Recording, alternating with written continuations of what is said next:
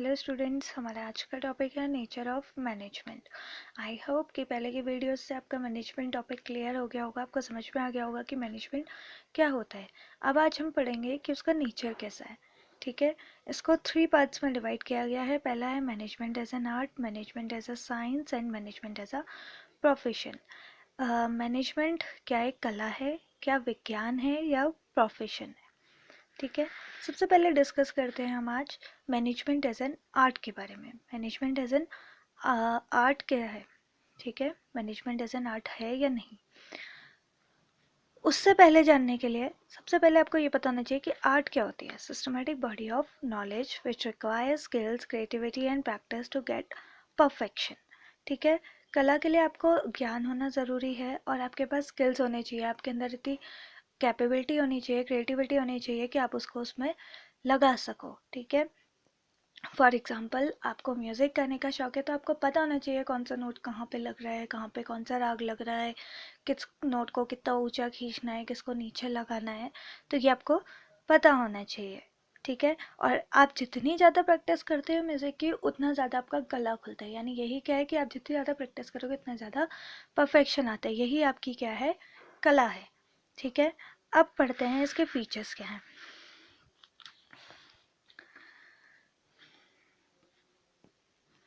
ठीक है, सबसे पहला फीचर है एक्सिस्टेंस ऑफ थियोरेटिकल नॉलेज, यानी कि आपके पास किताबी ज्ञान भी आना चाहिए। थ्योरी का मतलब क्या होता है कि बुकिश नॉलेज। ठीक है, यानी कि आपके पास किताबी ज्ञान भी होना चाहिए।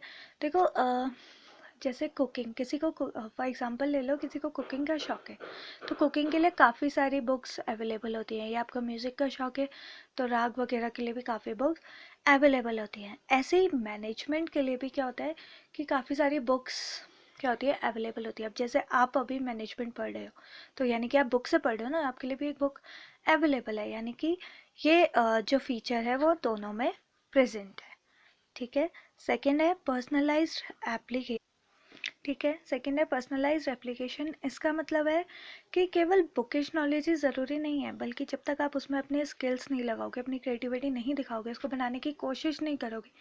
आपने किसी बुक में कुछ बनाने का पढ़ा हो तो, और अगर आप उसको बनाने की कोशिश नहीं कर रहे हो, खाली पढ़ा, तो उसका कोई फ़ायदा नहीं है। आपको आएगा ही नहीं कि उसको कैसे बनाना है जब तक आप कोशिश नहीं करोगे। ठीक है, तो यही क्या है, पर्सनलाइज्ड एप्लीकेशन। ऐसे ही मैनेजमेंट के केस में भी होता है कि आप जो पढ़ रहे हो वो आप अपने एम्प्लॉयज़ के ऊपर आजमाते हो। कहीं पे भी ज़रूरी नहीं है कि आप अपने पे ही आजमाओ, आप किसी एम्प्लॉयज़ पे भी अपने आजमा सकते हो, अपने जो ऑर्गेनाइजेशन है वहाँ पे एम्प्लॉयज़ पे करते हो।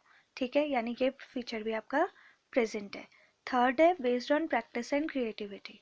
ठीक है, कि ये किस पे बेस्ड होता है, आपका जितनी आप प्रैक्टिस एंड क्रिएटिविटी पे, यानी कि जितनी ज़्यादा आप प्रैक्टिस करोगे या जितना ज़्यादा आप क्रिएटिव होगे उतना ज़्यादा आपका में क्या आएगा, परफेक्शन आएगा। मतलब आप म्यूज़िक की जितनी ज़्यादा प्रैक्टिस करते हो उतना ज़्यादा आपका गला खुलता है, उतने ज़्यादा अच्छे से आप गाने लगते हो, उतना लोगों को पसंद आने लगता है। ऐसे ही कुकिंग में होता है कि आज सही नहीं बना, कल सही नहीं बनेगा तो परसों थोड़ा सही बनेगा, फिर उसके बाद आप एक ना एक दिन उसमें परफेक्ट हो जाते हो। तो यही क्या है आपका based on practice and creativity. ऐसे ही मैनेजमेंट में भी होता है कि आप आज फेल हो गए, कल फेल हो गए, परसों फेल हो गए, लेकिन कभी ना कभी आप उसमें परफेक्ट हो गए ही हो गए। जब जितनी ज़्यादा आप प्रैक्टिस करोगे उतनी ज़्यादा आप परफेक्ट होते हो। ठीक है, नेक्स्ट है कंक्लूजन। कंक्लूजन में आपको ये बताना है कि ये जो आपने फीचर्स पढ़े तीनों वो मैनेजमेंट के आर्ट से मिलते हैं या नहीं। ठीक है, तो आप इसमें लिखोगे कि कंपेयर करके इन तीनों फीचर्स को हमें ये पता लगा कि कला, मैनेजमेंट क्या है, कला ही है। ठीक है, क्योंकि उसके सारे फीचर्स क्या है उसमें प्रेजेंट है। ठीक है, आज के लिए इतना ही। कल के टॉपिक में पढ़ेंगे हम मैनेजमेंट एज अ साइंस।